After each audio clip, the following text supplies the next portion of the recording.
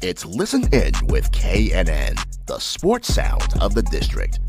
Today, we welcome a former NFL veteran turned author and a movie stuntman.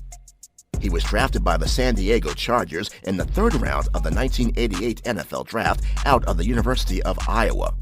In 12 seasons, his best year came during the 1995 season as a member of the New Orleans Saints, when he caught 81 passes for 1,087 yards and 8 touchdowns. He also put up some highlight reel moments as a member of the Buffalo Bills. Collins able to air it out. Oh, it is caught by Quinn Early. He stumbled, being chased inside the 10, and he goes all the way. Jason Belsa tried to run him down, but could not. A 95-yard touchdown pass play. He's Quinn Early, and he joins this live stream broadcast of Listen In with KNN right now with your host, Kelsey Nicole Nelson.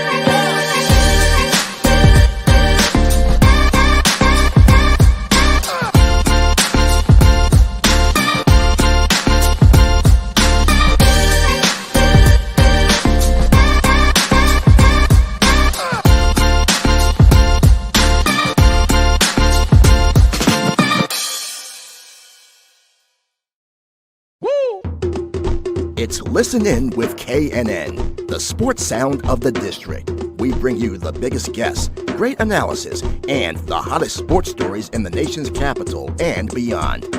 And we bring it to you live. Welcome to this live stream broadcast of Listen In with KNN. Here's your host, Kelsey Nicole Nelson.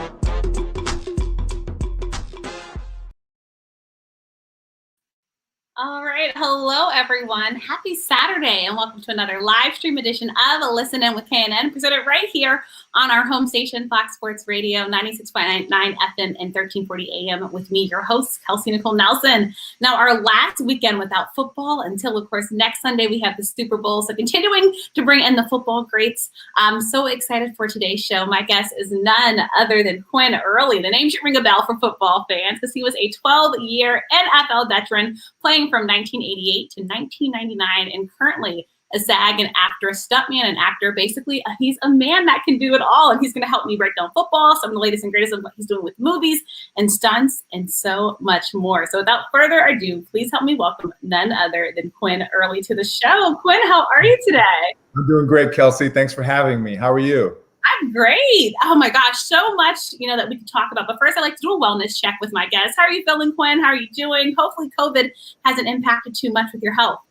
You know what? I'll tell you what. It's been great, actually. I've always been one to try to make the best out of any situation, right? So I had the opportunity when the pandemic first started to spend a lot of time with both my sons. I have 2 adult sons, and we got to spend a lot of quality time together. Just been working out, eating real healthy, and fortunately, things are great over here.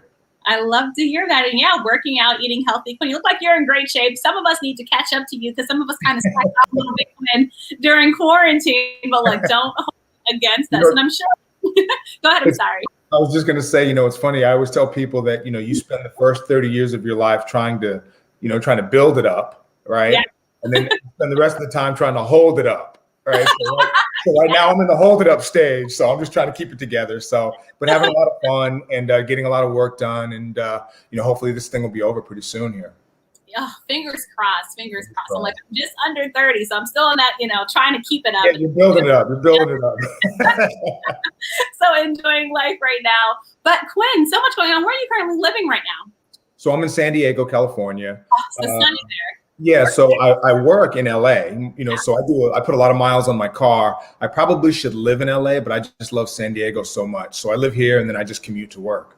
Yeah, we're a little jealous. We're expecting a big snowstorm here tomorrow in the DMV area. So I wish we could have some of that sunshine, Quinn, here in the DC area. And I'm sure enjoying football, right? Are you excited about Super Bowl? Oh, yeah, no, absolutely. Absolutely. I'll tell you, it's pretty amazing to watch, the accomplishments of Tom Brady, right? Yeah. The guy's been playing forever. People count him out. He just keeps coming back. He's going to play in his 10th Super Bowl. So it's pretty amazing. But I'll tell you, it's also been pretty phenomenal watching Patrick Mahomes and the Kansas City Chiefs and some of the things that they're doing. They're definitely on the rise. So it should be a great game next week. Yeah, you don't have to put you on the spot now, Quinn. Who's going to win it all? Is Tom Brady going to add another ring to the victory? Well, I'll tell you, I have to go with the Chiefs, I think. They're just too loaded. They have too much talent, too much speed. But again, I thought the Saints were going to beat, the Buccaneers, and they didn't. So, you can never count Tom Brady out. So I'm just expecting a really good game. Yeah, and the Saints, of course, were a team that you played with and have experience with. How heartbreaking was that loss? I mean, we saw Drew Brees on the field after that game with his wife, most likely his last game. And so for you as a former Saints player, I mean, what do you think about that team? Because many thought this year, Quinn, it might be the year that they get over that hump and maybe Drew Brees would be able to add. Yeah. Well, first of all, I just have to say that I absolutely loved playing in New Orleans. Great experience. My children were little at the time. We just, we just built some great memories. I will say that Drew Brees, one of the best ever. Drew is a personal friend of mine, and just what a great guy, great family man. So I'm sorry to see it end. If it is the end for him, I'm sorry to see it end that way. I will say, man, you have to commend the guy. They don't talk about this much on TV, but I know that he was playing with some broken ribs, a punctured lung. He had a bad shoulder. I mean, and a lot of times people don't realize that us as professional athletes, if you can go, you're going to go. And, and when you are out there playing, doesn't matter how injured you are, you better play as well as you did when you were 100% healthy. So, that's a lot. And, just my hat's off to him, the competitor that he is, the career that he's had, just a consummate professional, has done some great things in the community. So, I have nothing but great things to say about Drew Brees. Yeah, I mean, again, if it is the end for him, I think we can all say hats off and just a tremendous career. But I think we all wanted it for Drew to hopefully add a ring to that finger. But hey, it happens. And of course, playing with the Saints, that was one of your best seasons, right? Going back to 1995, 81 passes, 1,087 yards, and 8 touchdowns. What was your experience like playing in New Orleans, Quinn? I just absolutely loved it. I started out with the San Diego Chargers. Right. And, unfortunately, when I came in to the NFL, it was the post Air Coryell days, right? So the days with Dan Fouts and Charlie Joyner and Kellen Winslow and, Chuck Muncie, I can go on and on. They had some great teams. And so they were kind of in transition. So my first experience in the NFL, we were 6-10 the 3 years that I was here. And, you could pretty much just tear the team picture in half and throw it in the trash after every season. And then after my third season, I had the opportunity to go to New Orleans, and man, the fans, just the whole experience playing in that dome. It was just a phenomenal experience. And I'll tell you what was great. I had some really good quarterbacks when I was there. I had a chance to play with Bobby Hebert. But my last couple of years there, I played with Jim Everett. And Jim Everett is a guy that when he was with the Rams, he played with some not so great teams. He had some great players around him, but he didn't have the success that I think that he should have had. And I got to tell you, people ask me all the time, and man, I love playing with that guy. Me and him are still great friends to this day. And I remember, there was a couple of times when towards the end of the game, Jim would ask me, Quinn, how many catches do you have? I'd be like, 2. And he'd be like, all right, don't worry. And then at the end of the game, he'd be like, how many catches do you have now? I'd be like 7. And we'd like high five. Yeah, did it, right? So we just worked really well together. And, I'm thankful that I had an opportunity to play with him, and just great organization, absolutely loved it, and I have nothing but great things to say about my experience there. Yeah, I've only heard positive things about New Orleans. I have family from New Orleans, so I understand the fandom there, and the fans really support that team. New Orleans is such a special place to play, and I think that's, again, why we were all heartbroken for Drew Brees in that game. It was a winnable game for them. You take out those interceptions, and maybe if the team, it's heartbroken. It's heartbreaking. Absolutely. But nonetheless, again, Drew Brees with a phenomenal career. We're already getting questions about football, so I'm going to hand this over to you, Quinn. Can Justin Herbert change the culture in San Diego and make them a winner? Ooh. I hope so. He was a great college player at Oregon, and God, what a season he had as a rookie. And it just looked pretty effortless for him. And I'll tell you, I think the team was coming along there at the end.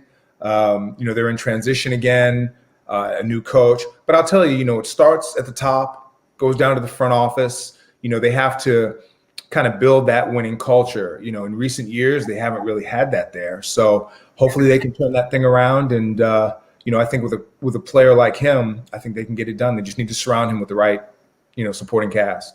Yeah, the right supporting cast. Let's talk about your Buffalo Bills as well. Supporting cast that Josh Allen had this year, a guy from this area, Stephon Diggs being one of the many reasons. But what did you think about Buffalo turning things around? Another great fan base that I know you played for. But, what a tremendous year they had as well. Yeah, I feel very fortunate to have been able to play for two organizations that have the absolute best fans in the NFL. The Bills Mafia, and those guys are crazy, and they're out there, and they support their team, and they've had a lot of struggles. I think the last playoff teams really Buffalo had was when I was there, and that's decades ago. So. Just to go back a little bit, I was fortunate enough to play with people like, Jim Kelly and Thurman Thomas, Andre Reed, and, Bruce Smith and Steve Tasker. I could go on and on, but, that was just a great experience for me, and just to experience that fan base. And now with Josh Allen there, and again, he's got some great players around him. Yeah. It's just really, really fun to watch them to have success. And they're just going to get better in the future. Young team, hungry team, and like you said, they're going to be a team that we definitely all have to watch out for. And I'm just so glad that Josh Allen is finally getting his credit. What a tremendous season he's had. Got some more football questions coming in for Quinn, because we all remember your greatness. What's worse on your body, 12 years in the NFL? That's a great question. Yeah, that is a great question. I will tell you, people have asked me that before. What's harder, football or stunts? I would definitely have to say football. Because in football, you don't know what's coming. It's definitely, I always tell people it's like a gladiator sport, right? You're out there, you're giving it your all. You don't know where the hits are coming from. Sometimes you can catch the ball and it's like a dump truck will hit you, and you're like, what happened? So very tough sport. And I guess the statistic is 100% of NFL football players get injured. Did you know that stat? 100%. So at some point, some big, some little, but something's going to happen to you. Now, with stunts, the thing about stunts, now I've done some pretty gnarly stuff, but the thing about stunts is you can prepare. And I know exactly what's coming. Okay, this is the stunt, and then you do everything. You do all the safety checks, you do the practice, and then you basically do exactly what you practiced. Right. So it's more of a controlled type of thing. So I would definitely have to say football. It's definitely harder. Say that. Even though the stunts scare me a bit, I got to be honest with you, but it makes sense, like you said. You can get hit from anywhere when you're playing on that football field. And look, the other team is playing to compete and win. So I definitely get that. We have another question for you. And see, everybody loves you, but it's great to see. Who was your most memorable teammate in your career? I'll tell you, I can't. There are a couple of them. And I'll give you a couple of them, because here's the thing. Yeah. Football is, it's a kid's sport, and it's supposed to be a lot of fun. Right. There's a lot of nicknames that people have given that NFL initials, right? The No Fun League, Not for Long, things like that, right? So it's a business. So it can wear on you as a business. Right. And I love to laugh. So I've had teammates that, oh my God, like I played Eric Moulds when I was in Buffalo. We laughed all day, every day. And I mean, I could sit here and tell you a story. I know we don't have enough time for all that, but man, we used to just laugh and laugh and laugh. And same thing when I was in New Orleans, Torrance Small was my teammate. And then also Michael Haynes, who came over from the Atlanta Falcons, the other receiver. Man, we used to sing in the locker room, and during the games, somebody would score a touchdown and the rest of us would jump on top of them and tackle them to the ground. I mean, and we had fun all the time, even during the games. Wait, what songs were you guys singing in the locker room? I'm curious now. What's that? What were the songs that you guys were singing in the locker room? What were you guys singing? Oh, we would just sing like, Temptations, My Girl. I mean, we would just do a bunch of doo-wop stuff, and we'd be in there dancing, and people would just look at us like we were crazy. Like, what's wrong with those guys? But we just made it fun. We just love to have a great time. So, there's just different guys that, man, we just had a great time together. And that's what it's about, right? I think whenever I talk to former football players, their most memorable moments, Quinn, are always those locker room moments, right? The stuff off the field, the memories that you have with these guys, because football is family, right? And you played 12 seasons. I mean, you got to just get close to a lot of different guys, even though you played with multiple organizations. So I always love those stories, and I'm so happy that you touched on it. Yeah, absolutely. Absolutely. And I'll tell you, that's when people ask me, what do you miss most about football? And that's what it is. It's the camaraderie. I mean, obviously, right, you miss the money that you make too. That was nice, but it's the camaraderie, that brotherhood. And that's actually what I love about stunts. Stunts is a lot like football in terms of jokes, right? You drink a couple of beers, you're laughing. When they yell action, you have to perform. Yeah. And then when they yell cut, it's back to the jokes. So it just reminds me a lot of football. And I'm very appreciative to have been able to have these experiences. Yeah, such special experiences. I'm hoping talking with you will help me get over my fear of heights, Quinn, because I could never be a stunt woman because I'm the most petrified person of heights. So I give you all the props for the work that you do. Well, I'll tell you, I have a quick story for you with regards to that. So I don't like heights either. I'm afraid of heights. So I get a phone call one day, and the stunt coordinator, and he says, "Hey, I know that you double Will Smith sometimes." So I'm thinking, I said, "Yep, I do." He said, so for his 50th birthday, someone dared him to bungee jump out of a helicopter into the Grand Canyon. And he said, and I know you guys are about the same size and weight. Yeah. Would you be interested in testing that for him? So I'm on the phone and I go, yeah, I'll do it. And when we hung up the phone, I just stared off into space for like 5 minutes. Like, what did I just agree to? What did I commit to? And I have to tell you, so I did it. Yeah. Scariest thing I've ever done, but also the most amazing thing I've ever done. So basically I faced my fears, I conquered it, and it was a lot of fun, but man, it was scary. Yeah, that's something, I don't know, Quinn. I just don't know if I can do it. Anytime, even like tall escalators here, I am like holding on for dear life. That was a big accomplishment for me. So again, maybe after talking to you, I will have some confidence and strength, and maybe one day in my life do it. We've got some great questions coming in for you, Quinn. What's the best advice you would tell young players coming into the NFL now? I love that, especially now with COVID and all that they've been through. Yeah. It's a big question. Yeah.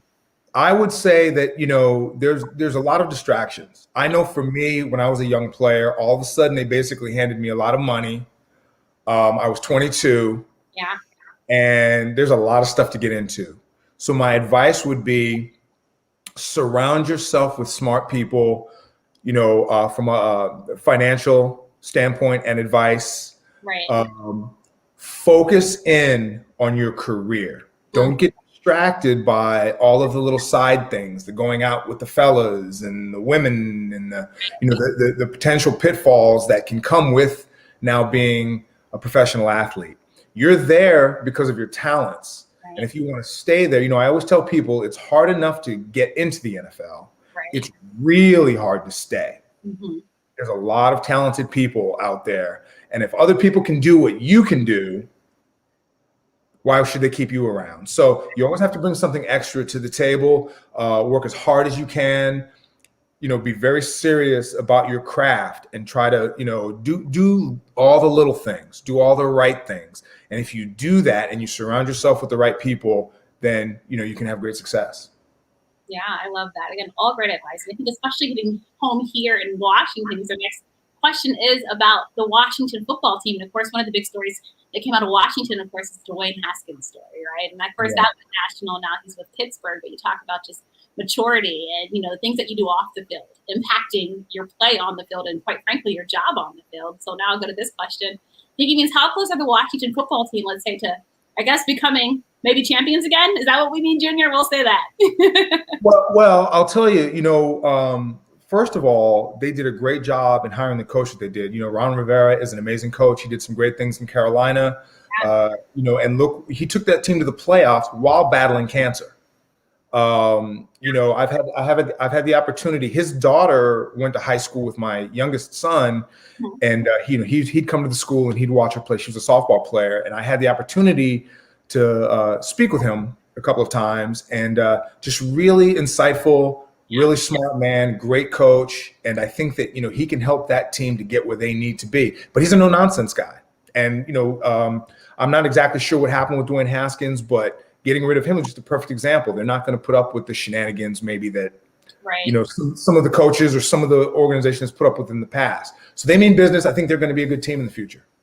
I love that. And it's promising to hear this. Finally in Washington, we're talking about playoffs. We're talking about the postseason. It's been a long time for these fans, Quinn. They're extremely excited. I have to show Dion Hampton's emojis to what you were saying about jumping out in the Grand Canyon. I think that's make sure that you saw that.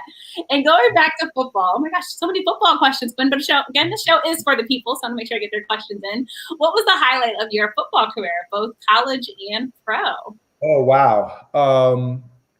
So I would have to say in college, I have a couple. The first one was my senior year. We played against Northwestern.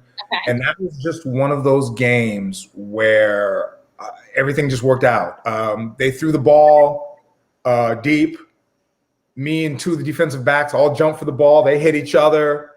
I mean, there's a picture of I'm looking up like this and I'm like this, and the ball went through my arms and it was like in my lap, and somehow I caught it, and then I ran like 97 yards for a touchdown. And that game I ended up having, I don't know, I can't even tell you the exact stats, but that game that I had 4 touchdowns, I had 11 catches, I had almost 300 yards or something like that. And, that record still stands at Iowa today. So I'm pretty proud of that. And then my next one was after my senior year at Iowa, getting drafted into the NFL. Yeah. Once I got to the NFL, I have to tell you, one of my biggest highlights was my very first, I believe it was either my first or second preseason game. We were playing against the Dallas Cowboys. Okay. Tom Landry was still the coach. Okay. I was like, there's Tony Dorsett. There's Everson Wall. There's Tom Landry. It was like all of these people that I watched as a teenager. Now I'm out there playing against. And, playing the 49ers, Ronnie Lott, and these guys. So now I'm getting to live out my childhood dream of being an NFL player. So I would have to say that's one of them. Another highlight was, there's so many, but another one was when I first signed with the Buffalo Bills.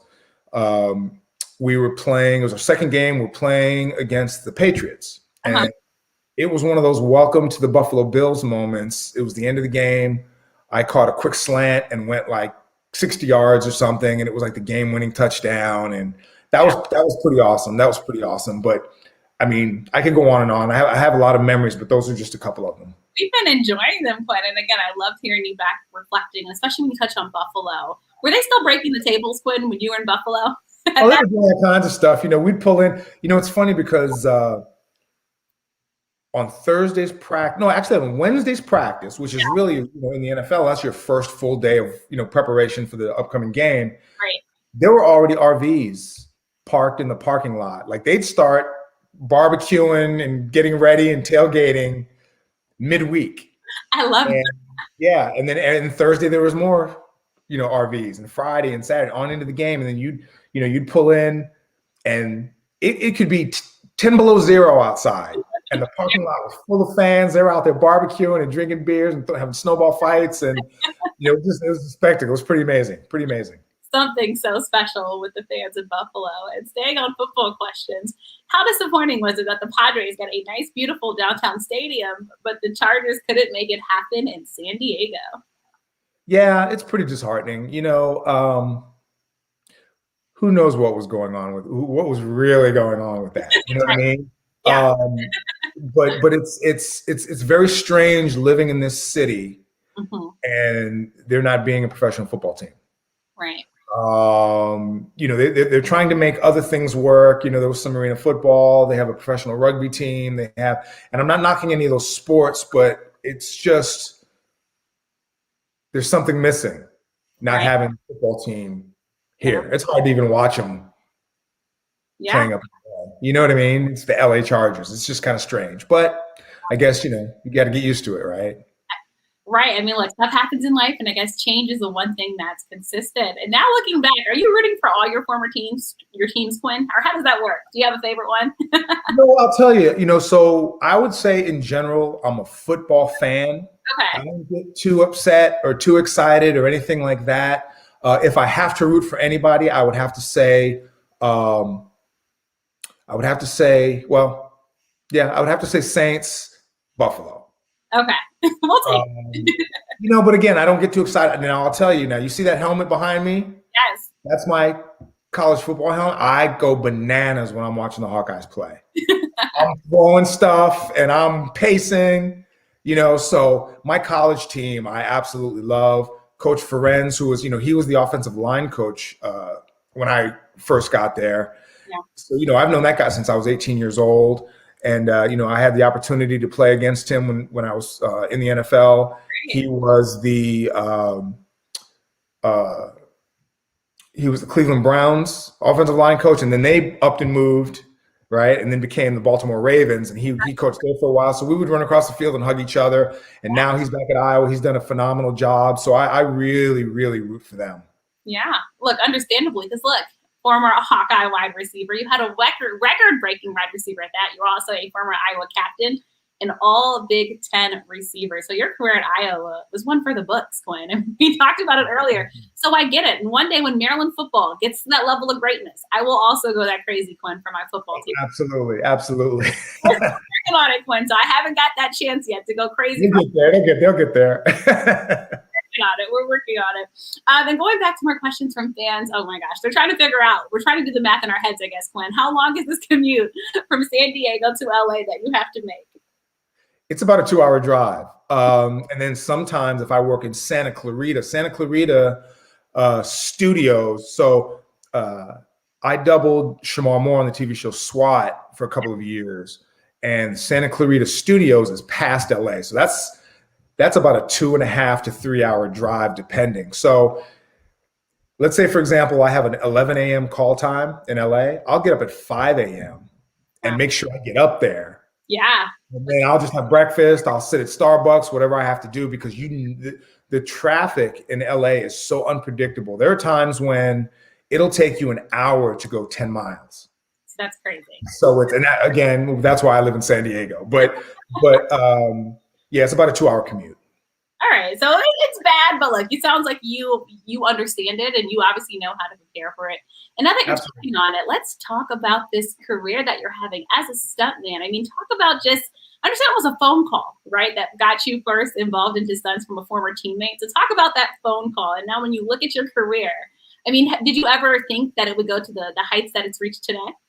I'll tell you, the funny thing is that when I was a boy, my older brother and I, we would go out in the backyard and we would choreograph fights and do these different scenarios and things like that. And then, I wanted to do everything he did. So he was like, I'm going to be a stuntman. And I was like, me too, and I forgot about that, through my NFL career. And then it kind of came flooding back to me when I had this opportunity come my way. But I got a phone call from my best friend, a man named Bill Perkins, went to Iowa with me, played football. He did really well in business, worked on Wall Street as a hedge fund manager. So he followed his passion, and that was to become a movie producer. So he called me one weekend and he said, hey, yo, come be in my movie next weekend. And I was like, I guess. And then, so next thing I know, I'm hanging out the back of a truck, shooting a machine gun. And then they paid me for it. And I was like, are you serious? I could do that for a living? So I became friends with the stunt coordinator, and he gave me the blueprint on how to actually become a stuntman. And that was in 2011.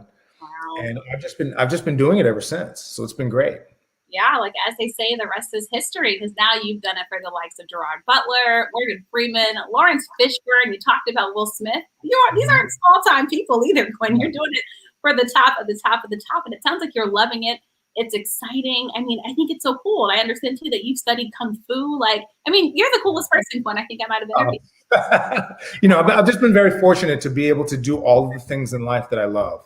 Yeah. You know, I was a martial arts geek as a kid. Used to go to all the Bruce Lee movies, and I used to go to the hardware store, and I'd make my own nunchucks, and just all that stuff. So I've been able to do a lot of things and accomplish a lot of things. So I'm very, very thankful for that. And I'll tell you, one of my favorite things about being a stuntman is the fact that my oldest son, Cameron, is actually a stuntman as well. How nice is that? Yeah, and it's what's awesome is I get to work with him sometimes, and man, that is just what it's all about. And he's actually doing really, really well. He's starting to get his hand in some coordinating. He works more than I do. I go on set and they're like, "Oh, you're Cameron's dad, huh?" And I'm like, "Yeah, that's me." So that's me. So it's pretty awesome. It's pretty awesome getting to work together, and I'm blessed, very blessed. That's to make you truly a proud dad. And of course, now that people want to know, are you a black belt in this Kung Fu? Well, I've been doing Kung Fu for about 32 years now. I hope so. That better be, right? but yeah, no, I've been doing Kung Fu. I started, so growing up, I did Taekwondo as a kid. Okay. Then when I went to college, obviously I had to put all that on the shelf. And then when I got drafted into the NFL during the offseason, I had time. So in 1989, I had the opportunity to start training again. Okay. And hardest thing I've ever done. And it helped me to, I think last as long as I did in the NFL. It was just a really, really amazing training. But yeah, so I have, in my style of Kung Fu, you have what's called 5 gold stripe, which is the highest achievement you can get in my style. And I have that. So, and I've raised a bunch of black belts. Some kids I taught them from the time they were 7. Now they're having kids of their own. And I actually just took on a new student, a little girl named Harper, and she just got her first stripe on her white belt. So So I teach.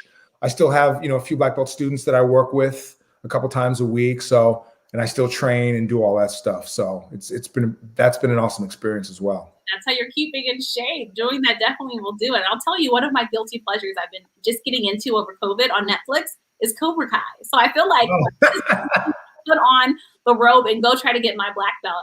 I love it. I love it. Absolutely. Absolutely. That is such a retro, thing, the Karate Kid. I mean, that's back when I was a teenager, watching that. So Cobra Kai, that's pretty cool. But I definitely recommend it.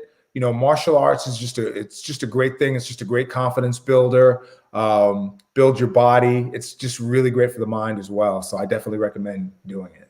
And just hearing you talk about your passion for martial arts, how did football get you? Because it sounds like you maybe thought about possibly a full-time career, Quinn, in martial arts, or was that never crossing the mind? You wanted to do Well, I just always knew that I wanted to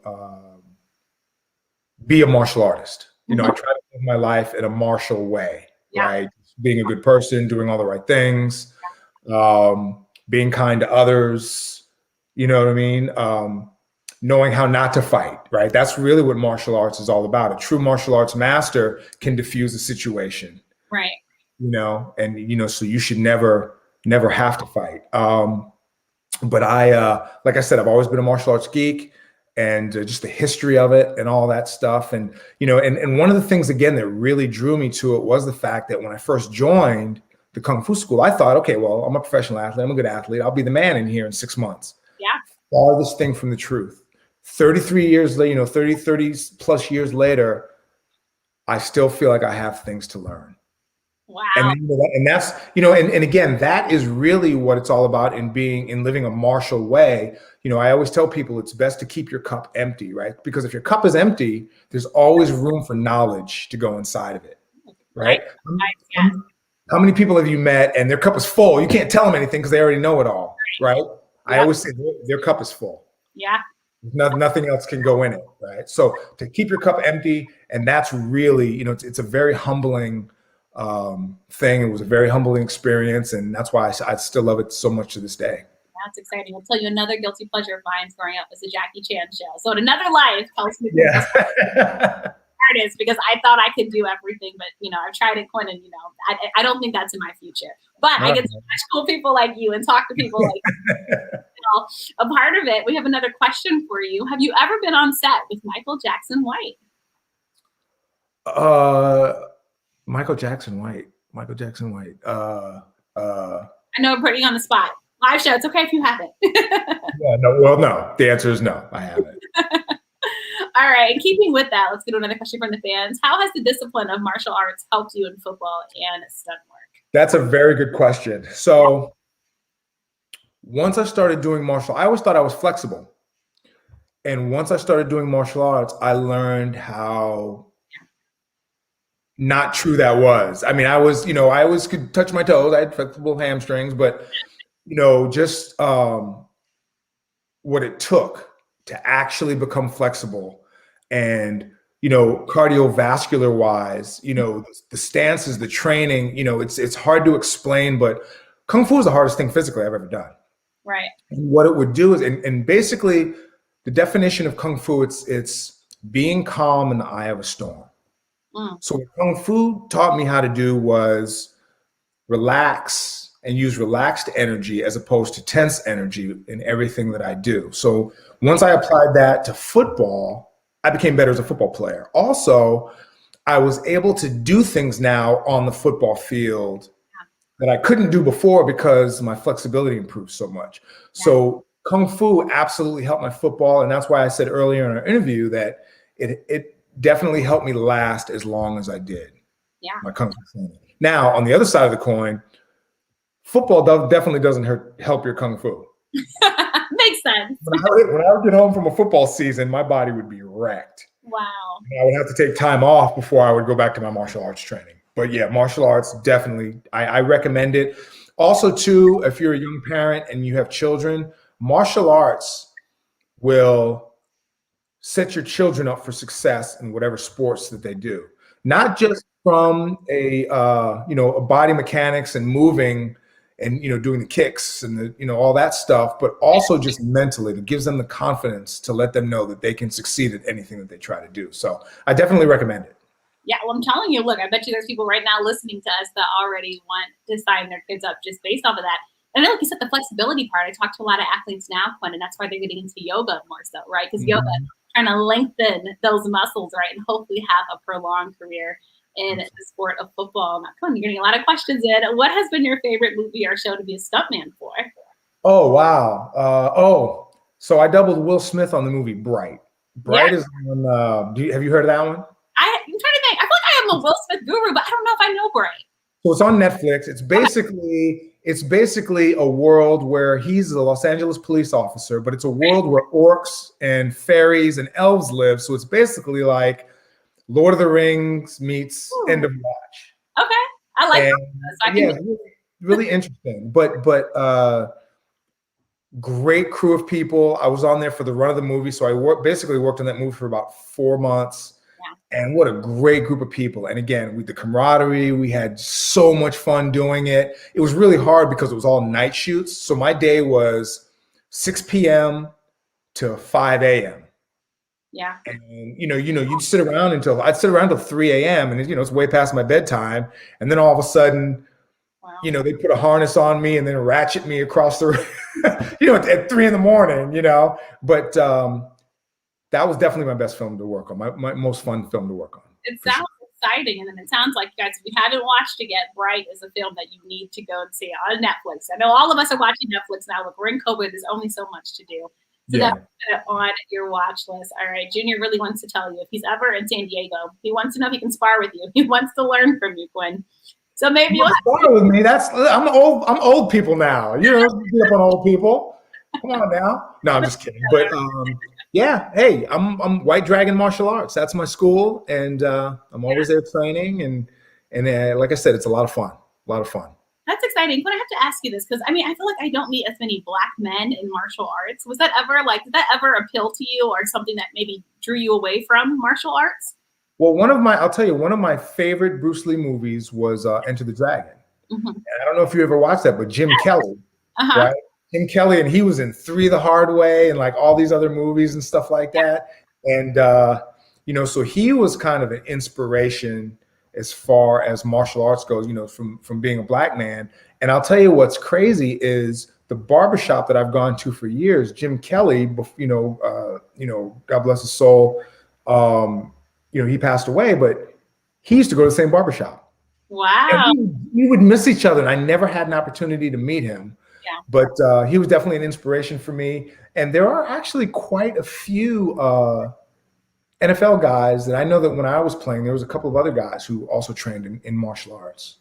Yeah. So it's exciting to know. Because I'm assuming too, because you guys are probably maybe the biggest guys in the martial arts class, right? You come in with your big size, or was it like that, Quinn, for you? Yeah, and that's the thing, when I first started doing Kung Fu is really made for a smaller Asian person, and the way they move and things like that. And, here I am, I'm 6'2", I'm stiff, I'm doing stuff. And it took me a long time to make my martial arts look like something.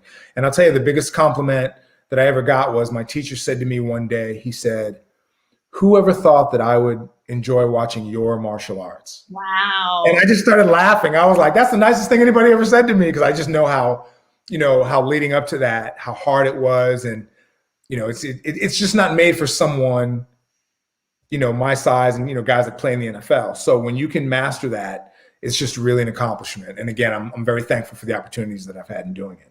So special. I appreciate you touching on that. Now let's talk about this book cover behind you. I know it's very near and dear to your heart. Brian Akers, tell the good people, why this book is so near and dear to your heart, and what we can learn from this book. I think it's so incredible that this book was finished. I know it's also pays tribute to your mother, but I want my listening audience to make sure that they hear from you personally what this book means to you. Yeah, absolutely. And thank you for that. So when I was in my NFL career, my mother was trying to tell me about the research that she was doing. She would travel back and forth to Tennessee, and she was working on our family lineage. She would try to share it with me, and I was like, "Huh? What are you doing, Mom?" I was more concerned with the rims on my car and what my hair was looking like. You know how we get with our mothers, right? It's like, I don't know what she's doing, that kind of thing. So fast forward in 2008, my mother was diagnosed with Alzheimer's. And, I went through the journey with her, and it was actually a pretty phenomenal experience. It was sad, but we got to spend a lot of quality time together. We got to have a lot of conversations. And during that time, she brought out this manuscript, and she told me about it, and she asked me if I would have her book published. And I told her I absolutely would. And so I took the manuscript, I actually put it away, and it took me a couple of years to read it. And unfortunately, in 2013, my mother passed away, from complications due to Alzheimer's. Right. And so I read the book, and I have to tell you, Kelsey, I cried like a baby reading this thing. Yeah. So I instantly, when I was done, I went and I had the book published. And so Brian Akers is about my great grandfather, 7 generations removed. So he was a free man of color during slavery. And in the antebellum South, so pre-Civil War, and he sold himself into indentured servitude, and then he went on to become one of the wealthiest landowners in the South. True story. Oh wow. And now, like, his land now is called Long Hunter State Park. There's a lot of exhibits named after him there. And 100% of the proceeds that I make from the sale of this book, I give to Alzheimer's research. I started a foundation in my mother's name. So I'm going to give everybody a couple of websites. So first, you can go to bryantakers.com, and if you order the book, then the money goes to my foundation. I started a foundation in my mother's name. It's the Ann Early Intervention Foundation, and that's annearlyintervention.org. And there's a donate button there. People can donate. And I have a retired neurosurgeon named Dr. John Seelig, who's doing some phenomenal research in Alzheimer's. So it's kind of, COVID has kind of put a damper on our progress, but in 2021, we plan to do a lot. So bryanakers.com, here's the book right here. I know you see the poster back there, but there's the book. Yes.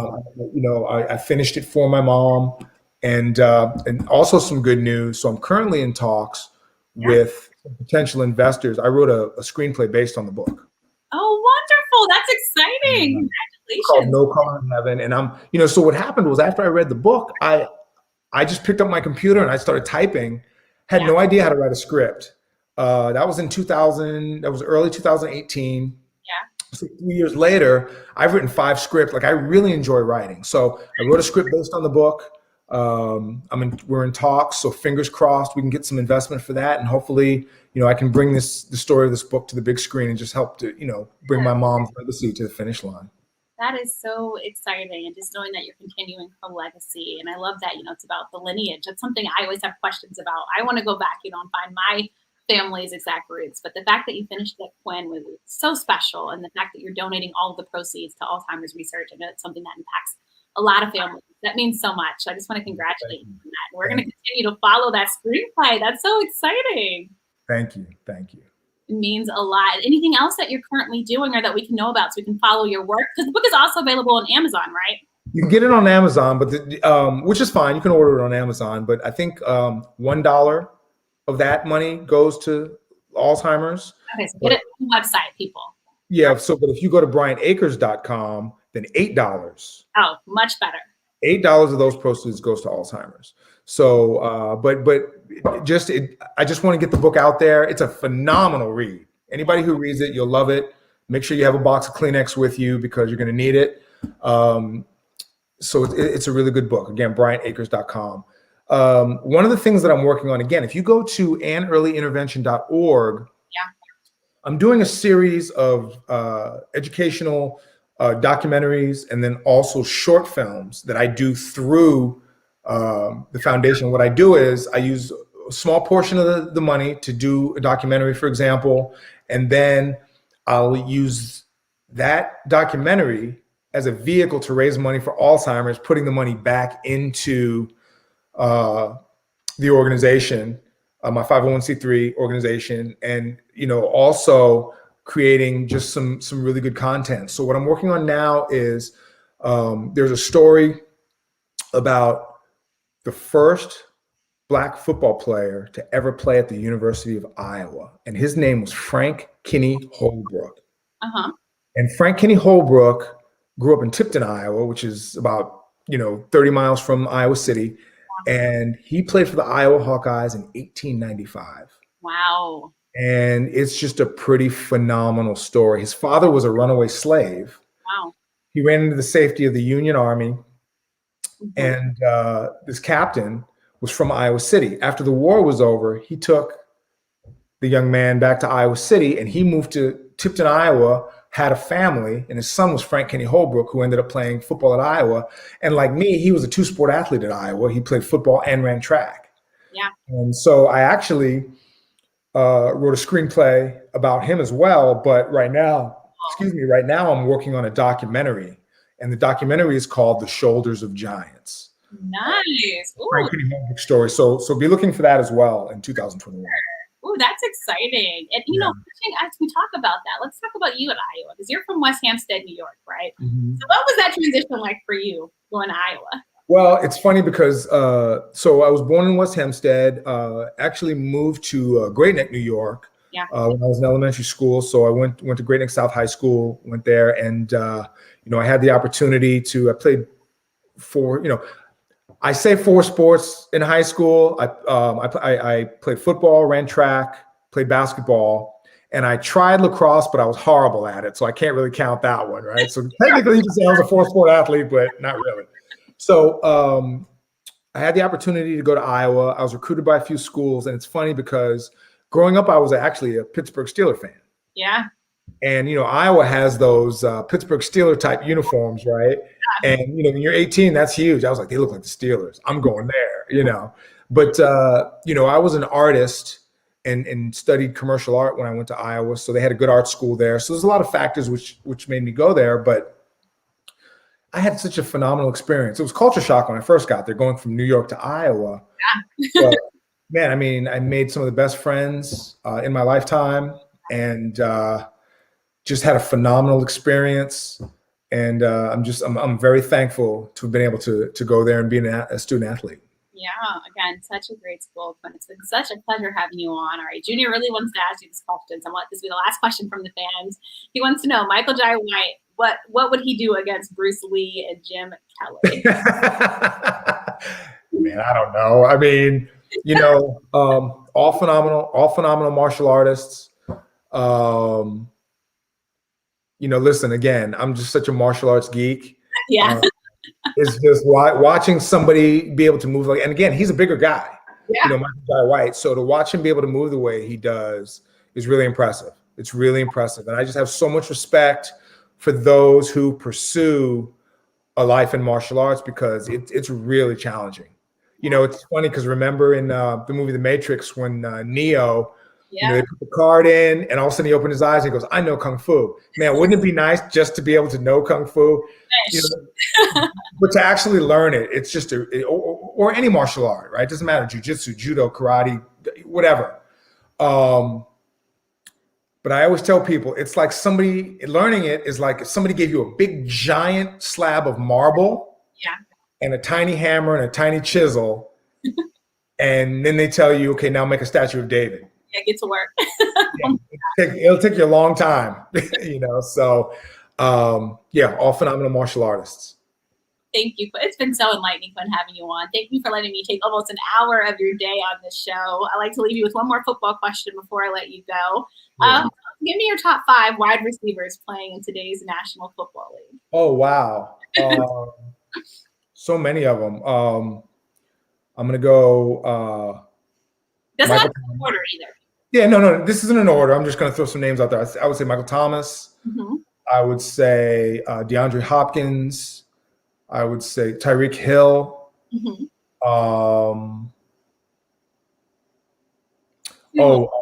Definitely Dixon from the Bills. I mean, he could caught like 140 passes this year. That's unbelievable. God, there's just so many of them. Julio Jones, I don't think he had, the best year, but he's pretty phenomenal. And then the kid from Green Bay, his name slips me right now. But anyway, there's so many of them. We'll take it. Yeah, I love watching the game. Huge fan. A lot of talented players. I'm looking forward to the Super Bowl next weekend. Yeah, lots of talented receivers. Obviously, you were one of those that played in the National Football League, and we just continue to watching that position evolve. And I feel like it's something that we always just get greatness at. There's always great receivers in the National Football League. So I'm sure sometimes when you're watching these guys, it's like a chip off the old block, right? Seeing some people that probably resemble much like yourself when you played. Quinn Early, thank you so much for joining me right here on Listening with KNN. Please don't be a stranger. We're looking forward to more stunts, more martial arts, and everything else. And where can people follow you? So you can follow me on Twitter, just my name, at Quinn Early. Also on Instagram, at Quinn Early. Yeah. On Facebook, I'm Quinn R. Early. And that's pretty much it. Again, go to bryantacres.com and purchase my mom's book. It's a phenomenal read. And, the money goes to the proceeds goes to Alzheimer's research. And then also, if you just want to donate to Alzheimer's research, you can go to AnnEarlyIntervention.org, or AEIF are the initials. And, it's much appreciated. And I really appreciate you having me on the show. And see, time flies when you're having fun, because it doesn't seem like we were on for an hour. It was great. It was lots of fun. See, two people that can have a good time and just talk about great causes. Quinn Early, thank you again so much. Stay safe in San Diego. Enjoy the warm weather. And if you can, bring some of that to the DC area. We don't want Absolutely. I'll vibe it your way. Absolutely. Absolutely. Thanks, Kelsey. I'll kill you. Thank you so much. Appreciate your time. Have a great one. Thank you. You too. Bye. Bye. All right, everyone. Thank you so much for tuning into another live stream edition of Listening with KNN. We'll be back Thursday at 6 p.m. Eastern Time with another former football great, as well as next Saturday at 2 p.m. with a Super Bowl champion. So lots of great content in store. And also, as always, be sure to check out the audio version of the show, podcast dropping on iTunes, Google Play, and Spotify. Again, lots of great guests coming up. You won't want to miss it. And next week, we're doing a special road to the Super Bowl. So you just never know who's going to join me. But as always, you guys know I'm going to have some very great guests. Really appreciate the support and giving me an hour of your Saturday. Enjoy college basketball and so much more happening today. And then, of course, next weekend, we'll all be preparing for that very big game, the Super Bowl. Appreciate the support. As always, hashtag Listening with KNN or hashtag LIWKNN. Anything that you like from the show. Looking forward to seeing you all next show. Have a great one. Bye, guys.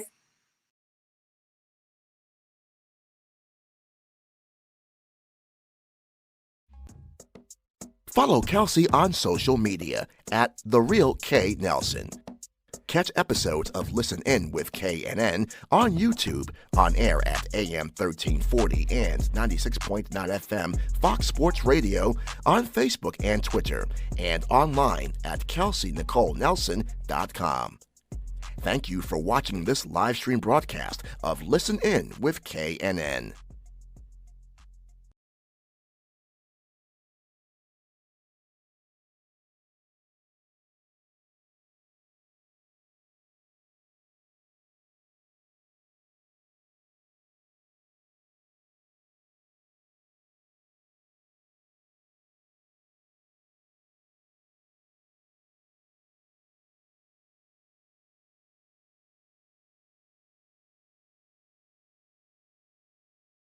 You used to hear me on your airwaves or hear me on my hit podcast, but now I'm taking you to the screen.